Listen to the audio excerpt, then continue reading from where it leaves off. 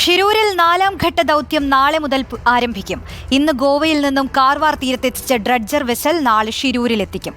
കോഴിക്കോട് കണ്ണാടിക്കൽ സ്വദേശി അർജുൻ അടക്കം 3 പേർക്കായുള്ള തിരച്ചിലാണ് ഗംഗാവലി പുഴയിൽ നടക്കുക. അനുകൂല കാലാവസ്ഥയിൽ പെട്ടെന്ന് തിരച്ചിൽ പൂർത്തിയാക്കാൻ കഴിയുമെന്നാണ് പ്രതീക്ഷിക്കുന്നത്.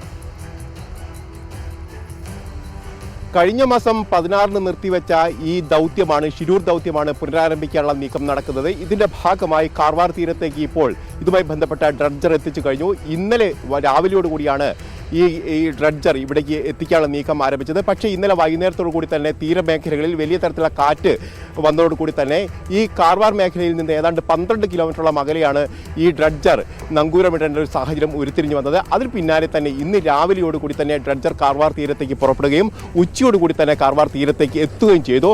ടഗ് ബോട്ടുകളുടെ സഹായത്തോടുകൂടിയാണ് ഈ ഡ്രഡ്ജർ ഇവിടെ എത്തിച്ചിരിക്കുന്നത്. അഭിഷേകിയ കമ്പനിയാണ്, ഗോവയിൽ പ്രവർത്തിക്കുന്ന അഭിഷേകിയ കമ്പനിയാണ് ഈ ഡ്രഡ്ജർ എത്തിക്കുന്നത്. ഈ ഡ്രഡ്ജർ ഷിരൂർ മേഖലയിലേക്ക്, ഞാൻ നിൽക്കുന്ന ഈ മേഖലയിലേക്ക് എത്തിക്കുക എന്നുള്ളതാണ് ഏറ്റവും പ്രധാനപ്പെട്ട കാര്യം. അതുകൊണ്ട് തന്നെ ഈ ഡ്രഡ്ജർ ഈ കാർവാർ മേഖലയിൽ നിന്ന് ഒരുപക്ഷെ ഇന്ന് രാത്രിയോടുകൂടി തന്നെ ഈ ഗംഗാവാലി പുഴയിലേക്ക് പ്രവേശിപ്പിക്കുമെന്നുള്ള വിവരമാണ് നമുക്ക് അറിയാൻ കഴിയുന്നത്.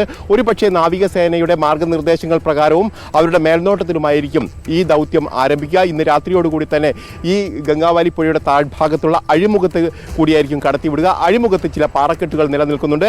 അതുകൊണ്ട് തന്നെ വളരെ ശ്രദ്ധയോടുകൂടി തന്നെ വേണം അവിടെ നിന്ന് കടത്തിവിടാൻ. അതിനുശേഷം അവിടെ വളരെ താഴ്ന്ന നിലയിൽ കിടക്കുന്ന ഗംഗോത്രി പാലമുണ്ട്. ഏതാണ്ട് 5 മീറ്റർ മാത്രമാണ് ഈ പാലത്തിൻ്റെ ഉയരമുള്ളത്. അതുകൊണ്ട് തന്നെ അവിടെ വേലിയിറക്ക സമയത്ത് മാത്രമേ ഈ ഡ്രഡ്ജർ ആ ഭാഗത്തുകൂടെ കൊണ്ടുവരാൻ കഴിയൂ. അങ്ങനെയാണെങ്കിൽ ഒരു പക്ഷേ നാളെ രാവിലെയോട് കൂടി മാത്രമായിരിക്കും ഡ്രഡ്ജർ അതിൻ്റെ അടിയിലൂടെ കൊണ്ടുവരാൻ കഴിയുക എന്നാണ് നമുക്ക് മനസ്സിലാക്കാൻ കഴിയുന്നത്. പക്ഷേ അപ്പോൾ പോലും വേലിയേറ്റമുണ്ടെങ്കിൽ മാത്രമേ അവിടെ നിന്ന് മേലോട്ട് ഈ ഡ്രഡ്ജർ എത്തിക്കാൻ കഴിയൂ എന്നുള്ളതാണ് പ്രധാനപ്പെട്ട കാര്യം. ഇതിനിടയിൽ 2 പാലങ്ങളാണ് പ്രധാനമായി ഉള്ളത്. ആ പാലങ്ങൾ കടത്തിവിട്ട് കഴിഞ്ഞാൽ വേലിയേറ്റ സമയത്ത് ഈ ഡ്രഡ്ജർ വെസൽ ഈ ഭാഗത്തെ ഷിരൂർ മേഖലയിലേക്ക്, ഈ മേഖലയിലേക്ക് കൊണ്ടുവരാനുള്ള നീക്കമായിരിക്കും നടത്തുക. ഒരു പക്ഷേ നാളെ ഉച്ചയോടുകൂടിയോ അല്ലെങ്കിൽ വൈകുന്നേരത്തോടു കൂടിയോ മാത്രമേ ഈ ഡ്രഡ്ജർ ഈ മേഖലയിലേക്ക് എത്തിക്കാൻ കഴിയൂ എന്നാണ് നമുക്ക് മനസ്സിലാക്കാൻ കഴിയുന്നത്. ഏതായാലും ഡ്രഡ്ജർ ഈ ഭാഗത്തേക്ക് എത്തിക്കഴിഞ്ഞാൽ ഉടൻ തന്നെ ഈ ഇവിടെ മണ്ണുമാന്തിയുള്ള പരിശോധന സാധ്യമാകുമെന്ന് തന്നെയാണ് നമുക്ക് മനസ്സിലാക്കാൻ കഴിയുന്നത്. ഏതായാലും ജില്ലാ ഭരണകൂടത്തിൻ്റെ നേതൃത്വത്തിൽ അവലോകന യോഗം ചേർന്നതിലൂടെ നാവികസേനയടക്കം അതിൽ പങ്കെടുത്തിട്ടുണ്ട്. ഏതായാലും നാവികസേനയുടെയും അതോടൊപ്പം തന്നെ STRFിൻ്റെയും നേതൃത്വത്തിലും ഒക്കെയായിരിക്കും നാളെ നടക്കുന്ന ഈ ദൗത്യം ഇവിടെ പുനരാരംഭിക്കാൻ പോകുന്നത്. 3 പേരെ കൂടിയാണ് ഈ മണ്ണിടിച്ചിലുമായി ബന്ധപ്പെട്ട് കാണാനുള്ളത്. ഇതിൽ പ്രധാനമായും കേരളത്തിൽ നിന്നുള്ള അർജുൻ, അതോടൊപ്പം തന്നെ പ്രദേശവാസികളായ ജഗന്നാഥൻ, ലോകേഷ് എന്നിവരെ കൂടി കണ്ടെത്താനുണ്ട്. ഇവരെ കണ്ടെത്താത്തതിനെ തുടർന്ന് വലിയ തരത്തിലുള്ള പ്രതിഷേധങ്ങൾ കർണാടകയിലടക്കം ഉയർന്നു വന്നതോടുകൂടി തന്നെ പ്രതിരോധത്തിലായ സംസ്ഥാന സർക്കാർ ഉടൻ തന്നെ ഈ ഡ്രഡ്ജർ എത്തിക്കാനുള്ള നീക്കം ആരംഭിക്കുകയായിരുന്നു. അതോടൊപ്പം തന്നെ കേരളത്തിൽ നിന്ന് വലിയ തരത്തിലുള്ള രാഷ്ട്രീയ സമ്മർദ്ദവും കർണാടക സർക്കാരിന് മേലെ ഉണ്ടായിരുന്നു. ഇതിന് പിന്നാലെയാണ് ഇപ്പോൾ ഡ്രഡ്ജർ എത്തിക്കാനുള്ള നീക്കം ഉണ്ടായിരിക്കുന്നത്.